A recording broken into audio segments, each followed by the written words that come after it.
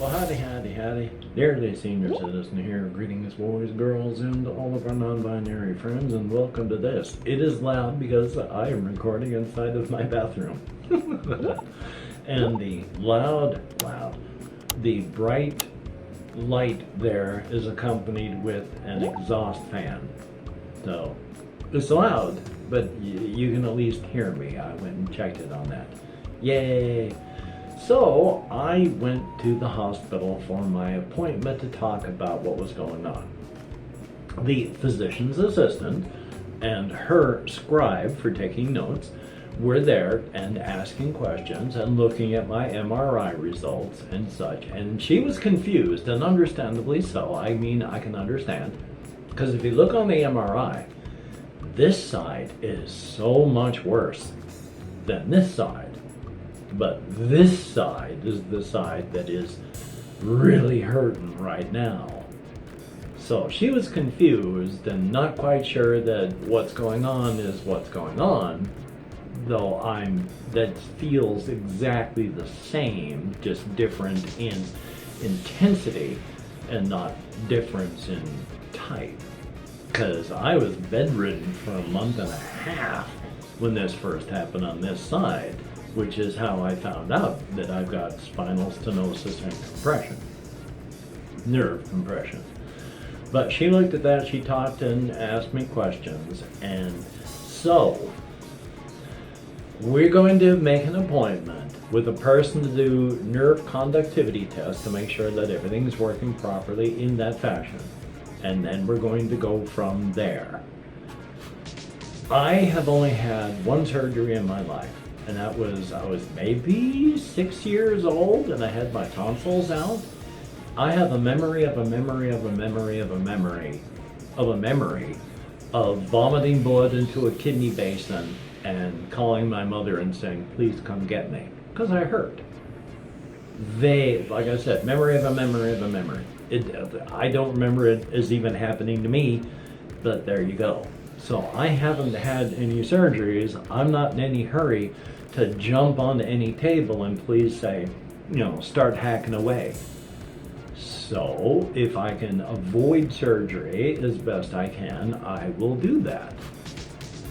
So we're gonna go check on this.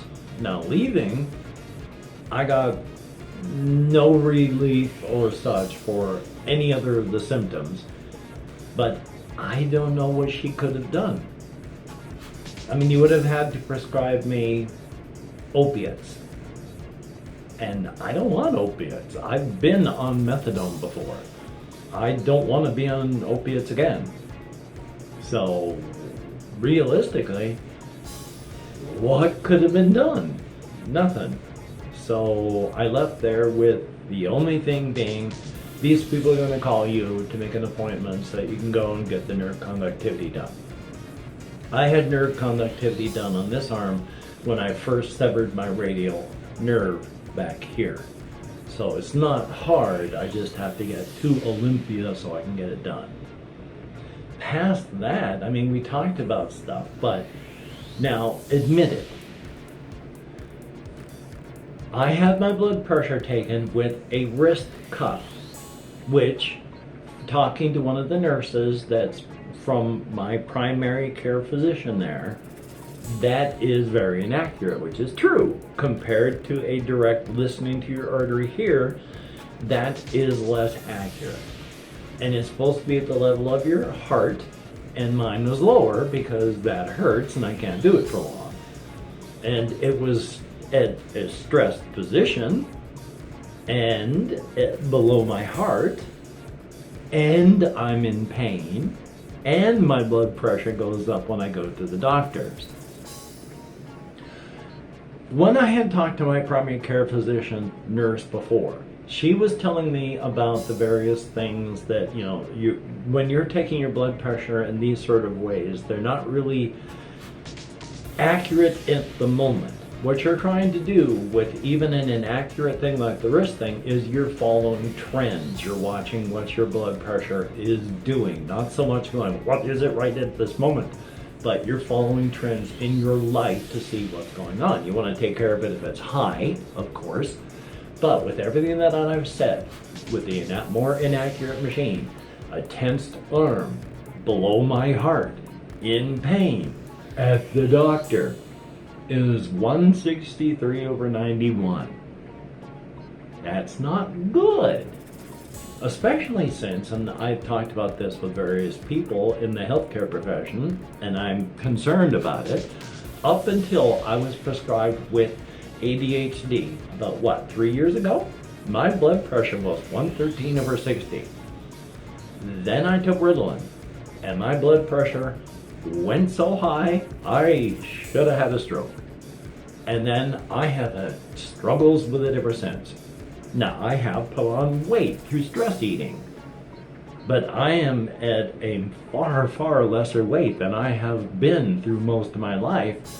And even when I weighed like 280, which I went up to 325 before I got really sick and lost half my body weight, even at those times my blood pressure was still far lower than it is now.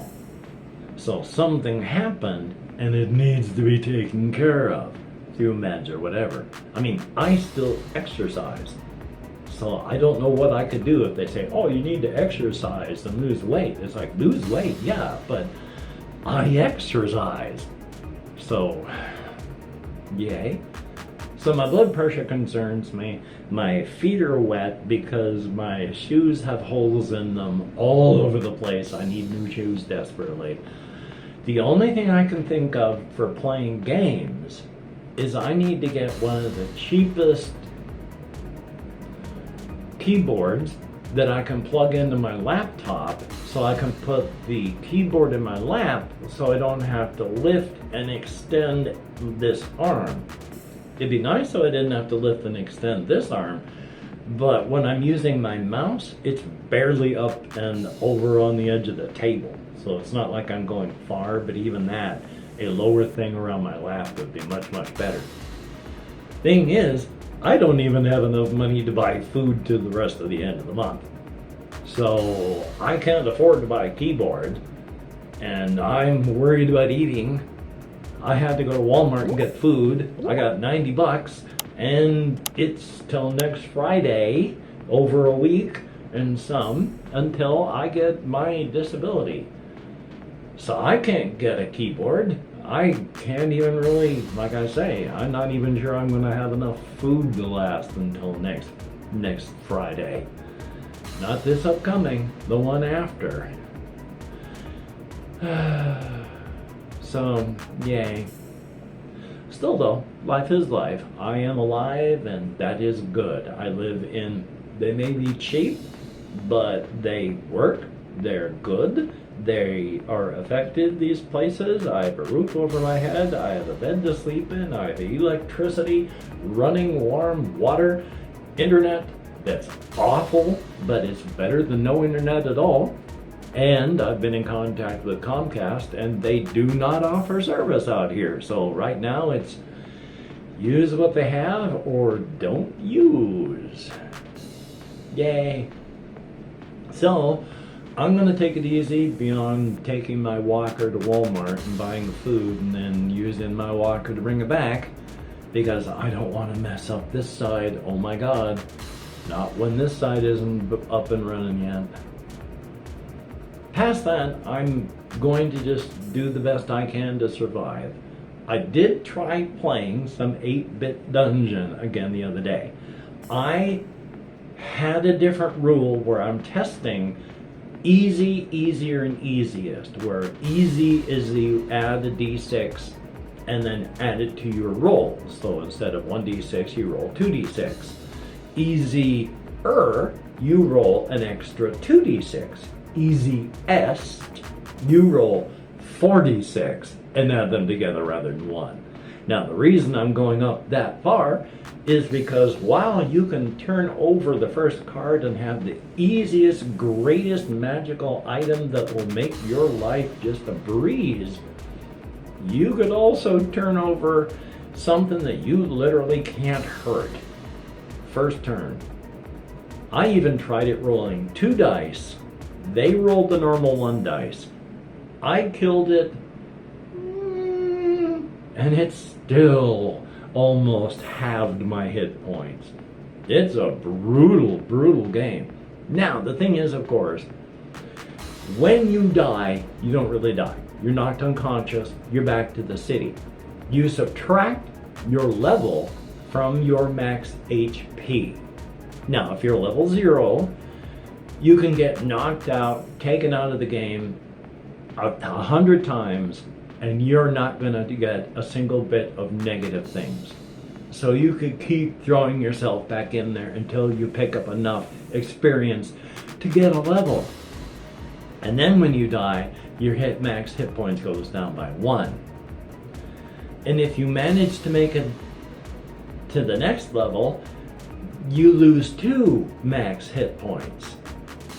Your max level in the game is 4. If you die and you have 4 hit points, you lose 4 off your max HP, which means your hit points goes from 30 to 26. So really, your game is over when your max HP is 0, because it doesn't go back up again. It just keeps slowly being whittled down. So your game isn't over when you're hit 0. That just, your adventure in the dungeon is over. So you could look at it as actually until you hit level 1, it's just another way to exit the dungeon. You're not taking any negative effects from it, so get killed because you keep your gold, you keep your experience, you keep your items. I think you lose your gold, to be honest, but so there may be a negative effect from it, but nothing compared to anything else. So I still find that frustrating. The failure.